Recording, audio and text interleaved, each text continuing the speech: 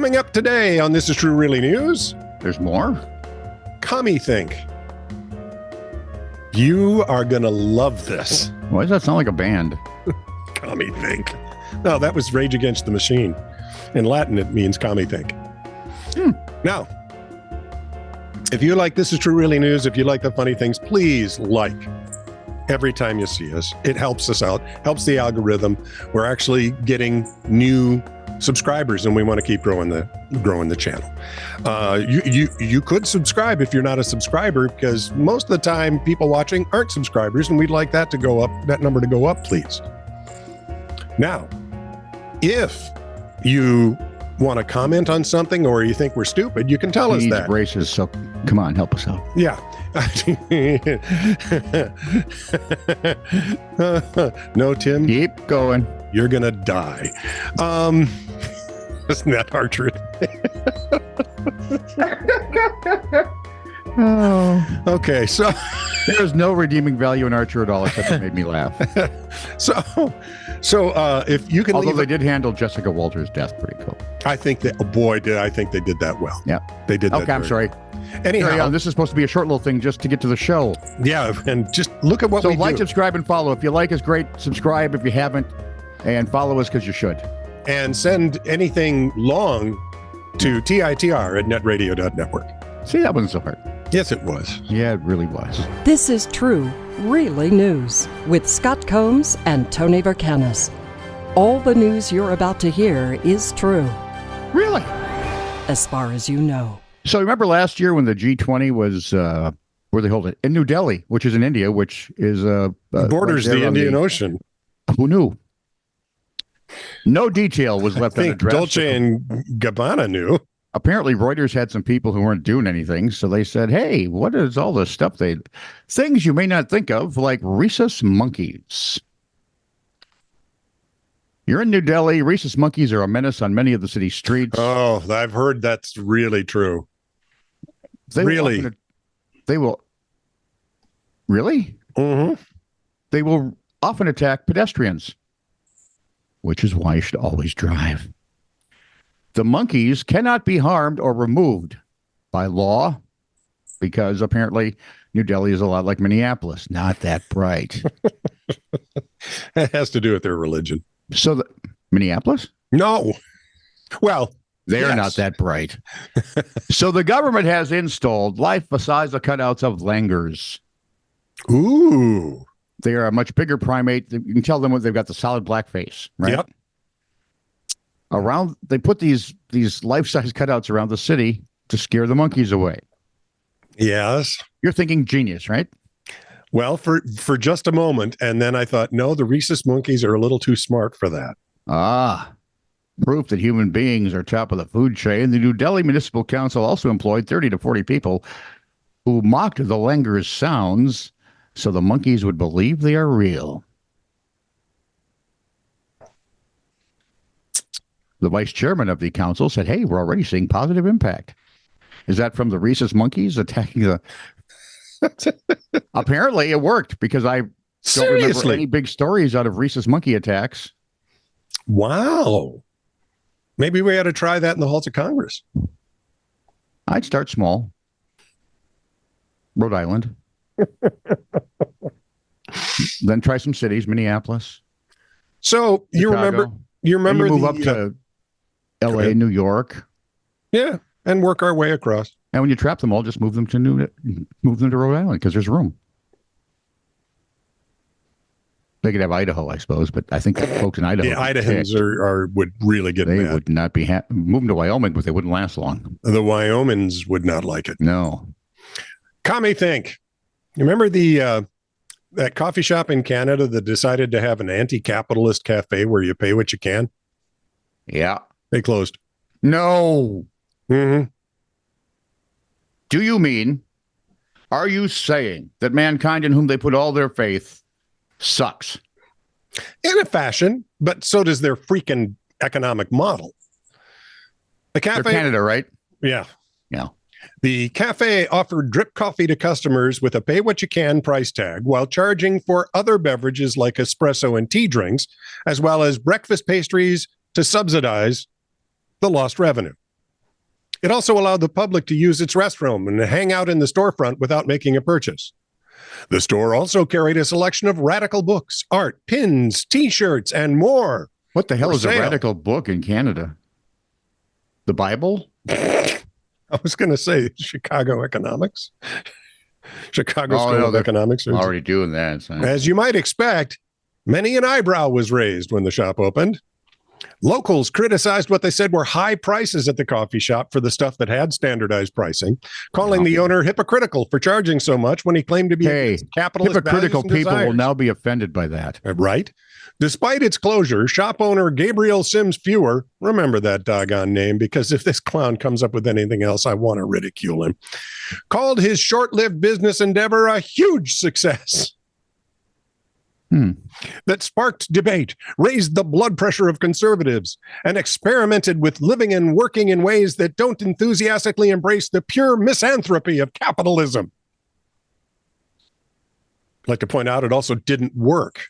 Proving once again socialism works so well. Yeah, but this is that doublespeak thing we got out of what was Doublespeak Animal Farm or the other one. 1984. Yeah. We have always been at war with East Asia. Unfortunately, the lack of generational wealth and seed capital from ethically bankrupt sources left me unable to weather the quiet winter season or to grow in the ways needed to be sustainable longer term. You in the back with the hand. What kind of shop was this? This was an anti-capitalist shop. No. What did they sell? Coffee. Tea? Yes. Hot drinks? Yes. Winter was their slow season? The hell, Omar? And I love, I couldn't get capital from ethically bankrupt sources. What? I'm thinking you don't want to lead with that line. Because you're a moron. Pardon me, you degenerate. Could I have your money? Yeah, if you're in a capitalist system, the people giving what you is money Canada now? want to make some money back. That's how it works. That's the bankruptcy of capitalism. It's just He did find out that owners take the risk. Yeah, he did. And it's still a huge success. It was a huge success, he thought. Not by any sane measure. No. New Yorkers. Those are the folks in New York who live in the city. Of New York? Yep. I hate when people say New York City because normally you just New York City. New York. But New Yorkers could apply to the whole state. This in case it doesn't. Okay. New Yorkers have become accustomed, a few grudgingly, to the ubiquitous odor of cannabis on city streets and parks. Sure. Yeah. According to an AP report, spectator Diana Patrizio of Southampton, New York, stood in line at Court 17 at the U.S. Open. Got a contact high? She remarked, now this was almost a year ago. We'll see what they do this year. She remarked, it's everywhere. But what are you going to do? There's a New Yorker, right? Yeah, it's illegal. What are you going to do? Court 17. It's not illegal. It's legal. It's not. Unless you work for the federal government. Yes. Then you can't. So my niece and nephew, I don't worry much about my niece because she's a toughie, but my nephew, I'm pretty sure is annoyed that his dad would explode because he works. Anyway, Court 17, that situated on the periphery, the outer of the Flushing Meadow complex, also lies right next to Corona Park. 'Twas last August when the court definitely smelled like Snoop Dogg's living room, said player Alexander Zverev. To which Snoop said, what? They said, nice. Yeah, I'm going to the Olympics. Screw you. He's getting paid to be there. He is. That's just... When did Snoop go from being a drug-addled criminal type to this? To likable, iconic nitwit? Martha Stewart's influence. He credits her with the... I like Martha right up till now. Yeah, right? Well... What a weird thing. Anyway... According to Zverev, the whole court smelled like weed. Eighth-seated Maria Sakkari complained to the chair umpire. Well, there are no Doritos. I want some Doritos. The chair umpire looked down at... However, the USTA, which is probably as useless as every other sporting organization, found no evidence that anyone inside the facility was smoking. Mm-hmm. And Sakari said the odor didn't affect her loss to Rebecca Masarova because Masarova was probably half stoned anyway, and it didn't bother her. Yep. No, I'm casting aspersions, and I should never do that because aspersions hate to be cast. Sakari said, I mean, it's something we can't control because, well, we're in an open space. Remember, they said you can smoke it outside. It's no big deal. Yeah. Yeah. Try smoking a cigarette outside and see what kind of looks you get. Yeah, and that's where you're supposed to be these days. And they're actually, well, yeah, and even those are getting in our little socialist Minnesota, those are getting very slim too. Wait, you're on a sidewalk. It's a city sidewalk. Can't smoke there. City sidewalk is public property. It's a city sidewalk. Oh, yeah, but it's still public I bet in property. Minneapolis and St. Paul, you couldn't find many places to even smoke outside of maybe your yard yet. Okay. Interesting. Yeah. Because again, we're kind of a little socialist state. Pretty soon your yard will be out of bounds too. The self-defense rules have changed according to the Minnesota Supreme Court too. They have, yeah. That law needs to be challenged quickly and taken to the Supreme Court so that we can have those justices slapped. Good grief. Speaking of criminal tricks. Or you have to shoot faster before they turn around. Yeah, there you go. Stupid criminal tricks. Look at it. Oh, here we go. Planning is Remember, if you're a criminal in Minnesota, as soon as they pull a gun, turn around. Yep. Because that way it'll look like you're leaving. Planning is hugely important when trying to pull off a crime, and it is essential to the success of the act that every detail be well thought through in advance. Sure. Derek Mosley just kind of ignored these things before deciding to rob a gun store. Sir, nope, go ahead. Wave that off? Okay. Oh, because this is, yeah. Armed with? Yeah. A baseball bat. I'm seeing flaws in the plan already. As it was a gun shop, the manager pulled a gun on the would-be robber That was and kind kept of him in the crosshairs until authorities arrived. kind of the flaw I was thinking of. Yeah. Mm-hmm. In August 1995, wow, and I thought bringing a knife to a gunfight was a dumb idea. But bringing a bat to a gunfight is even Although dumber. if you watch I forget which Punisher movie it was, but he's trapped kind of in his car upside down, right? Yep. And a guy comes over with his gun and he pulls out his knife. And goes, you literally brought a knife to a gunfight, and then he presses the button, spring loaded. Yep. Shunk. Punched his ticket. One of the keys to success when completing a burglary is to pick the right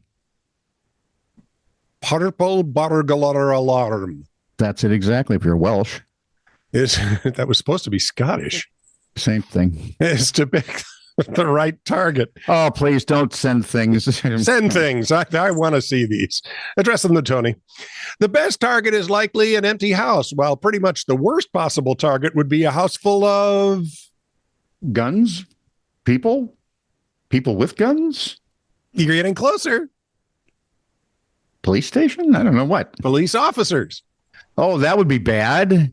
See, Darren Crimpton decided to choose one of those houses. A house he selected as his target was already burgled earlier in the evening, and police officers were already on the scene when Crimpton tried to break in. There. Yeah. You don't suppose the cars with all the lights on them? No, he probably had to walk around several of them.